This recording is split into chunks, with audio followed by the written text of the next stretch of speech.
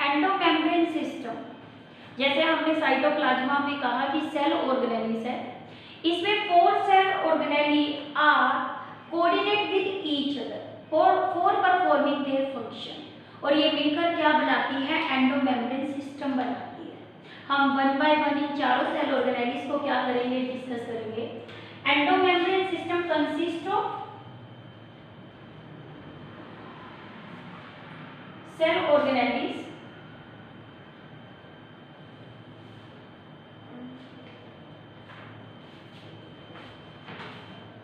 like one is a ER, Golgi complex,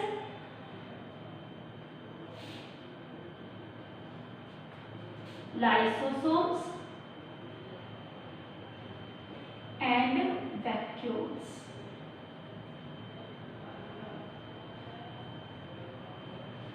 Present in the cytoplasm.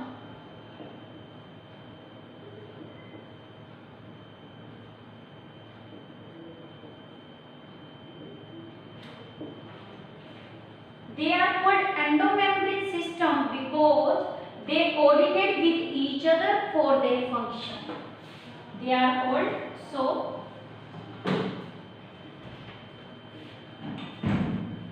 Because they coordinate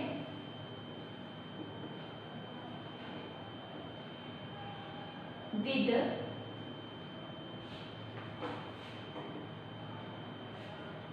each other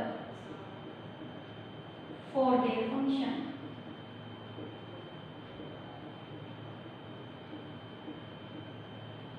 इसीलिए इसे हम क्या बोलते हैं, एंडोमेम्ब्रेन सिस्टम। जैसे अदर सेल ऑर्गेनेलीज है जिसमें एग्जांपल आ जाते हैं आपके कौन से, माइटोकॉन्ड्रिया हो गया, पेरोक्सिसोम्स हो गया और क्लोरोप्लास्ट, उसको हम एंडोमेम्ब्रेन सिस्टम में नहीं कंसीडर करते क्योंकि उनके फंक्शन इनके साथ कोऑर्डिनेट नहीं करते।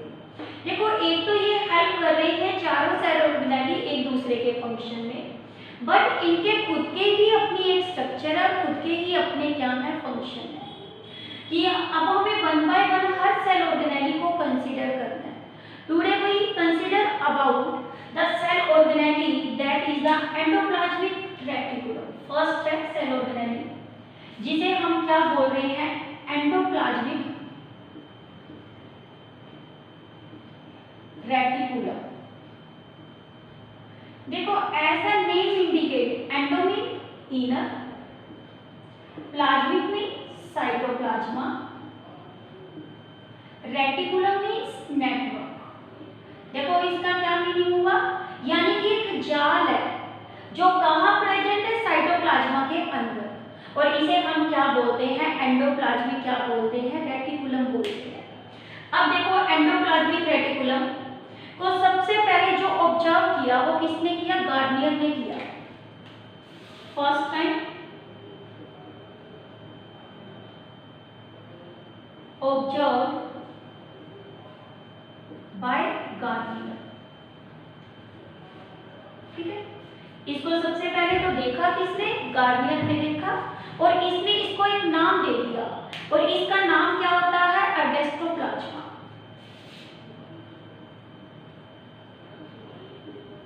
ये जनरल आपको एक बार इंफॉर्मेशन बता रही हूँ रिलेटेड टू रिसर्च, मेनली आप जिसने इसको नाम दिया वही याद रखेगा। फिर देखो इसकी अल्ट्रा स्ट्रक्चर, अल्ट्रा स्ट्रक्चर का मतलब क्या होता है, अंदर की स्ट्रक्चर, वो इसको सबसे पहले जो स्टडी की वो किसने की, वो करी इसको स्टडी पोर्टर ने। साइंटिस्ट कौन से थे, पोर्टर, और इसी ने इसको नाम दिया एंडोप्लाज्मिक रेटिकुलम। पोर्टर के साथ 2 साइंटिस्ट और थे, कौन कौन से, कुलैडी एंड फुएलर, ये 3 साइंटिस्ट थे, और जो नेम दिया, नेम किसने दिया, पोर्टर ने दिया, ठीक है। अब देखो ये सेल ऑर्गेनेली एंडोप्लाज्मिक रेटिकुलम कैसे प्रेजेंट है, ये देखो एक आउटर बाउंड्री हम सेल की बना रहे हैं, ये एक सेल है,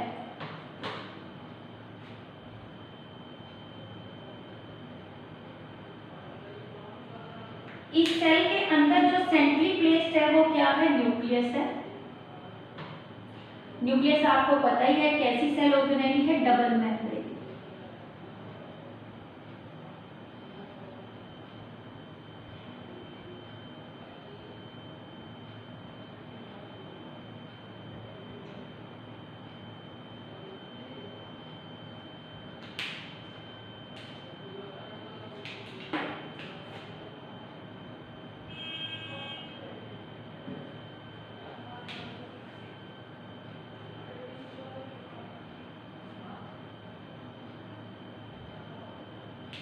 This one.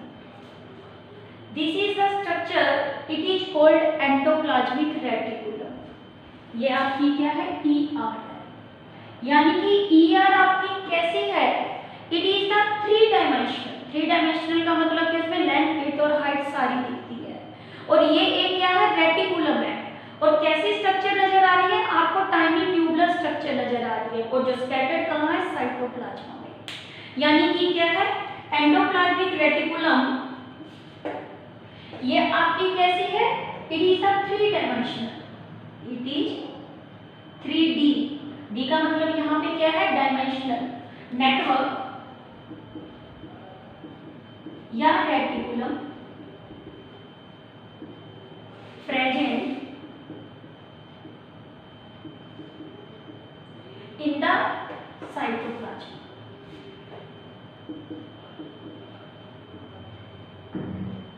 It consists of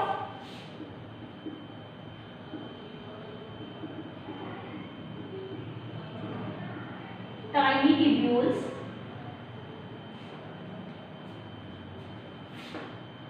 whose one end is connected with, one end किससे कनेक्टेड है, प्लाज्मा मेम्ब्रेन के साथ। और दूसरा एंड इसके साथ किसके साथ प्रेजेंट है, आउटर न्यूक्लियर मेम्ब्रेन के साथ। क्योंकि न्यूक्लियर की दो मेम्ब्रेन है, one is the inner, second is the outer nuclear membrane के साथ। It is a three dimensional network या reticulum present in the cytoplasm, consist of the tiny tubules whose one end is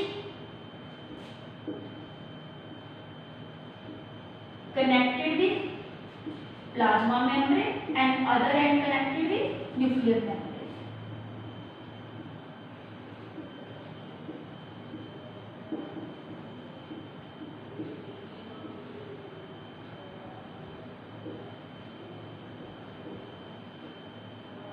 देखो अब आता है occurrences. देखो हमने किया था प्रोकैरियोटिक सेल में, तो हरी मेम्ब्रेन बाउंड सेल ऑर्गेनेलिस क्या है, एब्सेंट। और प्रेजेंट किसमें होती है, यूकैरियोटिक में। अक्रेंस कहां प्रेजेंट है, ये प्रेजेंट इन यूकैरियोट्स, सभी यूकैरियोट्स में होती है, एक्सेप्ट मैच्योर आरबीसी, आरबीसी में कोई सेल ऑर्गेनेलिस नहीं है, एंड जर्मिनल सेल्स। अब जर्मिनल सेल्स क्या होती है, सेक्स सेल्स होती है। और इस सेक्स सेल के अंदर भी ये क्या होती है, एब्सेंट होती है। और सेकंड ये एब्सेंट इन प्रोकैरियोट्स। सेकंड इसका क्या है, नंबर इसका वेरी करता है। जो सेल जितनी ज्यादा एक्टिव होगी उसके अंदर ये सेल ऑर्गेनेली उतनी ज्यादा क्या प्रेजेंट होती है, नंबर्स में क्या होती है प्रेजेंट। नंबर्स के मोर इन एक्टिव सेल्स, ज्यादा नंबर इसका किसमें मिलता है, एक्टिव सेल। देखो जब ये एंडोप्लाज्मिक रेटिकुलम की फॉर्मेशन हुई तो इसने क्या किया, जो ये इंट्रासेल्युलर स्पेस है, इंट्रा में अंदर, इसने क्या किया, इसको दो में डिवाइड कर दिया। एक स्पेस तो कहां बन गया, इसके अंदर बन गया ये वाला पार्ट। देखो ये सारा क्या है, इंट्रासेल्युलर स्पेस, इंट्रासेल्युलर स्पेस। और इसने इंट्रासेल्युलर स्पेस को कितने में डिवाइड कर दिया, दो पार्ट में। कैसे, एक तो यहाँ ये स्पेस नजर आ रहा है आपको इधर, और दूसरा आपको कहाँ नजर आ रहा है, यहाँ बाहर नजर आ रहा है। जो आपको इधर अंदर नजर आ रहा है ये अंदर है, तो इस स्पेस को हम क्या बोलते हैं, luminal. This is also NCERT point, this is also very very important. What is the luminal? कितने कंपार्टमेंट्स बना रहा है ये इंटरसेल्युलर स्पेस का? एक तो बना रहा है ल्यूमिनल, दूसरा ये जो बना रहा है उसका नाम क्या है? Extra luminal. एक्स्ट्रा मीन बाहर, यानी कि जो ल्यूमिनल वर्ड ल्यूमन से आता है। ल्यूमन का मतलब कैविटी होता है, कोई डिप्रेशन, तो ये अंदर डिप्रेशन बना रहा है तो वो क्या है? ल्यूमिनल। और ल्यूमिनल जो कहाँ होता है आपका? Inside the ER, inside ER. और एक्स्ट्रा ल्यूमिनल जो प्रेजेंट होता है वो कहाँ होता है आपका? Outside the cell. और ये आप क्या करेगा? इनसाइड द ल्यूमिनल नहीं होता, ये कैसा होता है? एक्स्ट्रा। और ये आउटसाइड द क्या होता है आपका? ल्यूमिनल।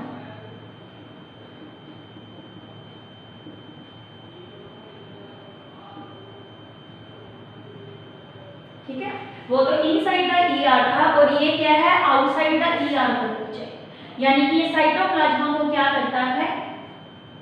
शो करता है। और इसे हम क्या बोलते हैं? Extra luminal. अब देखो क्या है, जो ये हमारी स्ट्रक्चर है यहाँ ये प्रेजेंस है, ये किस किस फॉर्म में प्रेजेंट है? इसमें 3 एलिमेंट्स होती हैं। एक एलिमेंट्स इसके अंदर होती है आपकी एलिमेंट्स, 3 एलिमेंट्स इसे बनाने में हेल्प करती है। One is the cisternae, second is the vesicles, third is the tubules. सबसे पहले हम कर रहे हैं सिस्टर्नी। जो आपको यहाँ पे ये स्ट्रक्चर नजर आ रही है, सिस्टर्नी फ्लैट है पहली बात। और ये कैसे इंटरकनेक्टेड, इनमें जंक्शन बन रहा है। मान लो इस स्ट्रक्चर को हम करें तो इससे अटैच है आउटर न्यूक्लियर मेम्ब्रेन के पास। बात की पता ही चल रहा है आपको? ये आपकी ये सिस्टर्नी है, ये सिस्टर्नी फिर कनेक्टेड है किससे? अदर से। और इस तरह से मिलके ये सिस्टर्नी क्या बना देती है? नेटवर्क बना देती है। यानी कि कैसी स्ट्रक्चर है? फ्लैट होती है, interconnected satellite structure. Cisternae are flat interconnected satellite structure. कहां प्रेजेंट है? Present near the nuclear membrane. और इसे हम क्या बोलते हैं? सिस्टर्नी बोलते हैं। अब देखो जो सिस्टर्नी होती है वो आपकी क्या है? न्यूक्लियस के अंदर जो प्रेजेंट होता है न्यूक्लियोलस होता है। न्यूक्लियस के अंदर जो प्रेजेंट होता है वो क्या होता है? न्यूक्लियोलस। और इस न्यूक्लियोलस को हम क्या बोलते हैं? राइबोसोम फैक्ट्री बोलते हैं, राइबोसोम फैक्ट्री। अब देखो ये वाला न्यूक्लियोलस राइबोसोम बनाएगा, और जो ये राइबोसोम इसने बनाए और ये राइबोसोम जाके अटैच हो गए किसके साथ? सिस्टर्नी के साथ। यानी कि सिस्टर्नी के ऊपर कोटेड फॉर्म में प्रेजेंट है कौन? राइबोसोम्स। और राइबोसोम जब सिस्टर्नी पे क्या होते हैं? अटैच, तो वो एक प्रोटीन की हेल्प से होते हैं। यानी सिस्टर्नी क्या करती है? बियर करती है किसको? राइबोसोम्स को। ये बियर करती है किसको? राइबोसोम्स को। और राइबोसोम्स कैसे अटैच है? एक प्रोटीन से, और इस प्रोटीन को बोलते हैं ribophorin. Bear ribosome with the help of with protein ribophorin. और इसे हम क्या बोलते हैं? सिस्टर्नी बोलते हैं। और जो सिस्टर्नी होती है वो आपकी, इसका डायमीटर कितना रहता है? 40 से लेकर 50 इसका क्या होता है? माइक्रोमीटर इन डायमीटर होता है। डायमीटर कितना है इसका? Diameter 40 to 50 nanometre. कई बार क्वेश्चन आ जाता है, name the elements present in the endoplasmic reticulum. Second आती है वेसिकल्स। देखो जो वेसिकल्स होती है वो कैसे होती है? इस शेप में होती है, या तो ये ऐसी भी नजर आएगी, ये होती है सिंपल। यदि इनके ऊपर क्या है? ये लगे होते हैं राइबोसोम, तो इसे क्या बोलेंगे? कोटेड बोलेंगे। और ये आपकी कैसी होती है? Oval round sac, oval round sac like structure है। और इसके अंदर क्या, ये किसके पास प्रेजेंट होती है? Closer to cisternae. कैसे प्रेजेंट है ये? Closer to cisternae.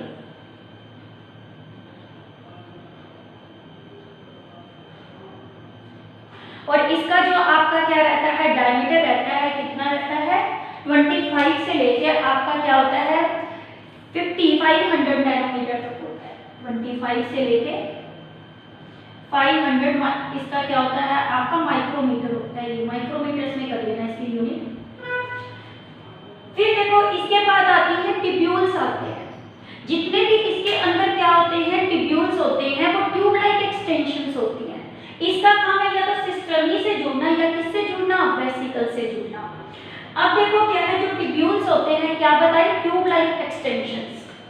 क्या है ये, ट्यूब लाइक एक्सटेंशंस। और इनकी स्ट्रक्चर इस तरह से होती है जैसे ये बन गई, ये ट्यूब सी बन गई है। और ये कनेक्टेड किसके साथ होती है, with cisternae and vesicle, connected with cisternae and vesicles. और इसका ल्यूमन थोड़ा सा कंपैरेटिवली क्या होता है, ज्यादा। और इसका ल्यूमन कितना रहता है, आप इसका डायमीटर की बात करें कि इसका डायमीटर कितना है, डायमीटर इसका रहता है 50 से लेके आपका 100 नैनोमीटर तक हो गया। यानी कि 3 एलिमेंट्स इसको बनाने में रोल प्ले कर रही है। अब देखो जैसे सिस्टर्नी है, सिस्टर्नी कंटेंट क्या करता है, राइबोसोम्स। तो इस पे क्या, एक वो सिस्टर्नी जिस पे राइबोसोम है और एक वो जिस पे राइबोसोम्स नहीं है। इसी के बेस पे हम एंडोप्लाज्मिक रेटिकुलम को डिवाइड करते हैं कितने में, 2 में। एक होता है आपका रफ एंडोप्लाज्मिक रेटिकुलम और सेकंड होता है smooth endoplasmic reticulum, depending upon ribosomes. Rough means जो क्या कंटेन करता है, राइबोसोम्स। और राइबोसोम जब ये क्या करता है, कंटेन करता है, तो उस केस के अंदर क्या होगा, ये रफ अपीयरेंस देगा। So it is called the rough endoplasmic reticulum. और जब इस पे राइबोसोम्स नहीं होंगे तो वो कौन सा होगा, स्मूथ। अब देखो राइबोसोम्स कहाँ प्रेजेंट है, ये सिस्टर्नी पे और नियर द न्यूक्लियर है। यानी रफ एंडोप्लाज्मिक रेटिकुलम कहाँ प्रेजेंट होते हैं, नियर द न्यूक्लियस। और जो स्मूथ होते हैं वो कहाँ होते हैं, नियर द प्लाज्मा मेम्ब्रेन। यहाँ पे मैंने कोई राइबोसोम शो नहीं किए, तो वो इसके कौन से होते हैं, smooth endoplasmic reticulum. Now the difference between the rough and smooth endoplasmic reticulum.